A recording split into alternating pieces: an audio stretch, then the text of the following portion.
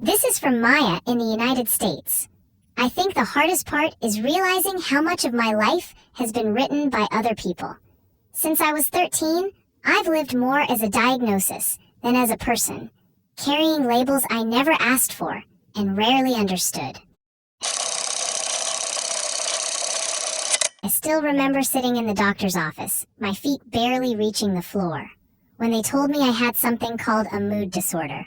At 13, I didn't fully know what that meant.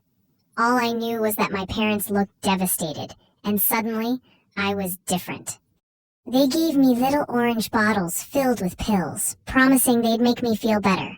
Instead, the world dulled around me. In class, I'd watch kids laugh, run, and whisper secrets, while I floated through fog, pretending my smile was real, even when it wasn't. Over the years, the labels kept shifting. First depression, then anxiety, then bipolar. Each new doctor gave me another name to carry, as if I were a collection of problems instead of a whole person. I wondered if there was any version of me outside those definitions. Living with a mood disorder meant my emotions never felt steady. Some days, sadness weighed me down so heavily, I could barely move. Other days, my thoughts raced so fast I couldn't keep up. To outsiders, it looked like instability. But inside, it felt like being trapped in a storm with no shelter. At home, my family tried to protect me, but their protection felt heavy. They spoke carefully, watched my moods, and whispered when they thought I couldn't hear. Their love was real, but I felt like glass, kept safe only because everyone was afraid I'd shatter. Friendships grew fragile. People pulled away when they realized I came with baggage. Some stayed, but treated me like I was too fragile to joke with or lean on. Strangers who overheard my condition judged me instantly, assuming I was unstable or even dangerous. That kind of judgment leaves scars you can't see. By my 20s, I had been cycled through more medications than I could count. Some knocked me out for days, others wired me with restless energy, and some left me numb to the point of not feeling human. Every change felt like an experiment on my mind. I remember one night staring at myself in the mirror. The reflection looked like me, but the spark in my eyes was gone. I couldn't tell if the person I saw was the real me, or just the version molded by prescriptions and labels. That night, lost in thought, I scrolled through forums online and stumbled onto someone's story. They'd stepped away from medication, carefully and with support, and rediscovered parts of themselves they thought were gone forever. Reading their words made my chest ache with a hope I didn't know I still had. But with that hope came terror. Fear told me I'd collapse without the pills, that I'd lose everything I had left. Curiosity whispered that maybe, just maybe, I wasn't broken, only hidden. I stood at a crossroad, unsure whether freedom meant healing or disaster. I decided to make a careful plan with my clinician before changing anything. We set tiny steps, check-ins, and a safety net if things got rough. I started journaling daily, sleep, food, thoughts, so I could see patterns instead of guessing what my feelings meant. The first small adjustment felt like stepping onto an unfamiliar floor. My body buzzed with a low hum, and emotions showed up louder than before. It wasn't magical, and it wasn't chaos. It was different. I reminded myself, change can feel strange without being wrong. Telling my family was harder than I expected.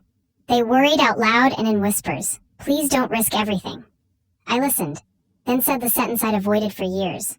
I want to know who I am without so much medicine. It wasn't defiant. It was an invitation to trust me. A week later, I noticed simple things again. The way sunlight pooled on the kitchen counter, the sound of my own laughter surprising me. I kept checking myself. Is this joy or restlessness? I slowed down, drank water, texted a friend, and let the moment be ordinary without labeling it. Just so you know, people living with mood disorders are often judged before they're understood. Many are labeled unreliable or dangerous, even though most are simply managing intense inner weather. That stigma can sometimes feel heavier than the condition itself. Well, if you know someone living with a mood disorder, the most helpful thing isn't fixing them. It's listening without judgment. Simple acts like patience, steady presence, and treating them as more than their label can be life-changing support. Well, back to the story. Anyway, at work, I chose not to share details beyond what was necessary. Still, a casual comment drifted by. You never know with people like that. I felt the sting, then practiced a small boundary: steady breath, steady pace, steady focus. Not every misunderstanding deserved my entire afternoon. Nights were tricky. Sleep didn't always arrive when I asked nicely. I built a gentle routine: warm shower, screen off, a short walk at dusk if I could manage it. I learned to respect the basics: food, water, daylight. It felt like rebuilding a house one brick at a time. I did have a wobbly day where feelings surged like a sudden storm. I wrote 3 pages in my journal, called a support person, and moved my body, just a slow stretch on the floor. I didn't fix anything. I wrote it out. The sky eventually cleared on its own. What surprised me most wasn't sudden freedom, but small recognition. I recognized myself in little choices: what music I actually liked, the rhythm I preferred, the quiet I needed. For the first time, I felt like I was choosing for me, not for a doctor's chart. My family still worried, sometimes calling too often, sometimes watching me with silent fear. I didn't blame them, but I asked for space. I said, I need room to try and stumble. It hurt to see their anxiety, but it mattered that my voice finally led. Friendships took on new shapes. The ones who stayed listened differently now, without trying to fix me. A friend once said, I don't always understand, but I'm here. That sentence meant more than years of advice. It felt like permission to exist without explanation. Romantic connections were still complicated. Dating came with disclosure. Do I tell them about my history or keep it private? Sometimes honesty scared people away. Sometimes it sparked unexpected closeness. I began realizing rejection wasn't proof I was broken. It just meant not everyone was ready for my truth. I learned to measure progress differently. Instead of asking, am I cured? I asked, am I living? Could I laugh at a joke? Could I feel tired without assuming disaster? These everyday questions became milestones. Living wasn't about erasing the storm. It was about learning to walk in it. There were still mornings when sadness pressed heavy on my chest. But instead of panicking, I reminded myself, feelings pass. I brewed tea, opened a window, and breathed slowly. Those small acts weren't cures. They were anchors. And anchors can matter more than grand solutions. The hardest part was unlearning shame. For years, I believed I was broken beyond repair.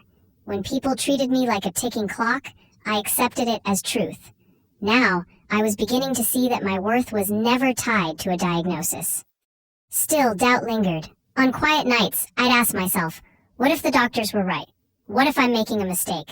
That fear never vanished completely. But each sunrise reminded me that uncertainty can live alongside hope, and hope doesn't need permission to exist.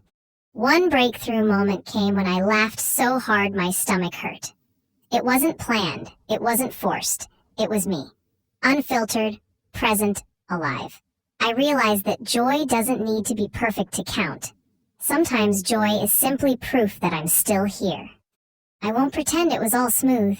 There were days I stumbled when heaviness returned or when old fears crept in.